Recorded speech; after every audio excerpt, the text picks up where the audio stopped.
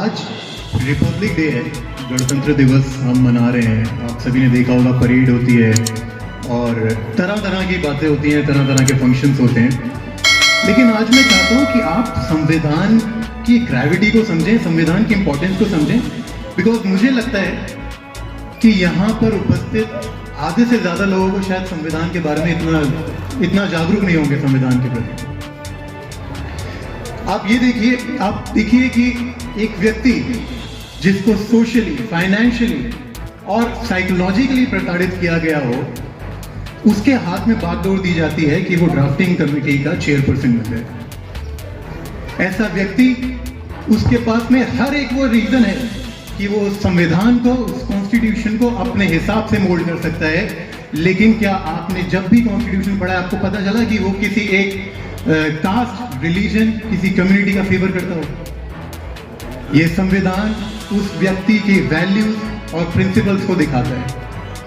क्या महान व्यक्ति होगा वो जिसने इस ड्राफ्टिंग कमेटी का चेयरपर्सन, कितना महान व्यक्ति होगा जिसने ये संविधान लिखा और कुछ वैल्यूज और प्रिंसिपल्स हमारे लिए उस संविधान में इम्बाइब कर दिए। जब हम अपनी गवर्नमेंट चुन रहे थे, अपनी फॉर्म ऑफ गवर्नमेंट चुन रहे थे, तो बहुत सारे ऑप्शंस थे हमारे पास में। लेकिन जब हमने फाइनली डेमोक्रेटिक गवर्नमेंट का चुनाव किया, तो अगर संविधान नहीं होता तो वो गवर्नमेंट बहुत ज्यादा पावरफुल हो जाती। स्टेट, जिसका मेंशन आर्टिकल 12 में कॉन्स्टिट्यूशन के, बहुत ज्यादा पावरफुल हो सकती थी और वो नॉर्मल सिटीजन्स का जीना दूभर कर सकती थी।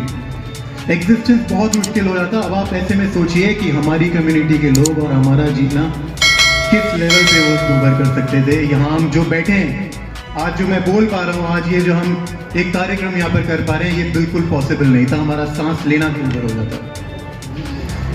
ये सब हुआ है संविधान की वजह से, जो हमें आर्टिकल 14, आर्टिकल 17, आर्टिकल 20, आर्टिकल 21 जैसे तमाम आर्टिकल्स के द्वारा हमारे एग्जिस्टेंस को बचाता है और हमें वो सब राइट्स देता है।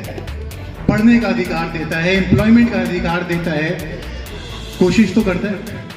जब बीजेपी जैसी गवर्नमेंट आ जाती है, ऐसी कोई भी गवर्नमेंट आ जाती है, तो संविधान सिर्फ कोशिश कर सकता है। बिकॉज अल्टीमेट पावर सरकार के पास में ही होती है। लेकिन बहुत पावरफुल टूल है हमारा संविधान, जो है डॉक्टर बी आर अम्बेडकर द्वारा लिखा गया है।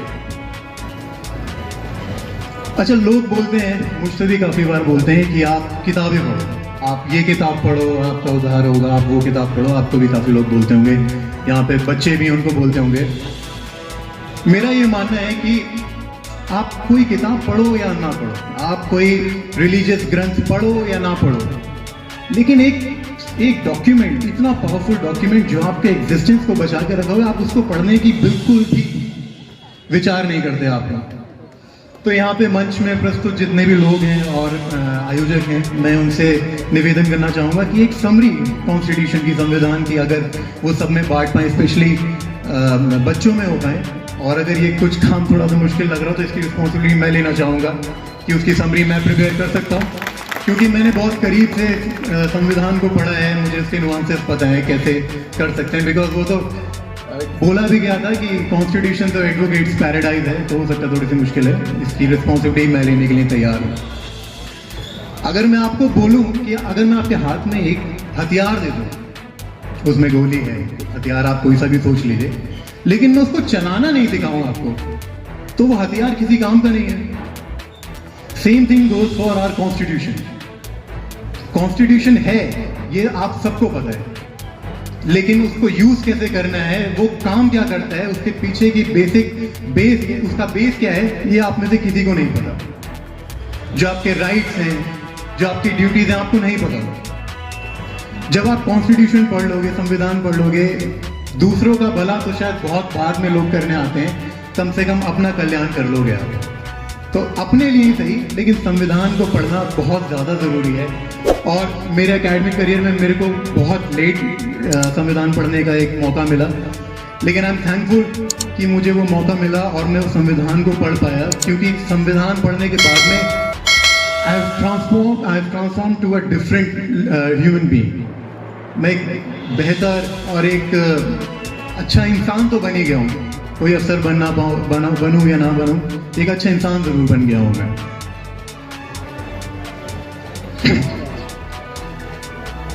तो अब ज़्यादा समय नहीं लूँगा, मेरा भी टाइमर ऑन है जैसे भाई साहब ने कर दिया था। तो इसी के साथ जय भीम, हैप्पी रिपब्लिक डे, और संविधान ज़रूर पढ़िए, तो बहुत इंपॉर्टेंट चीज़ है। Thank you so much.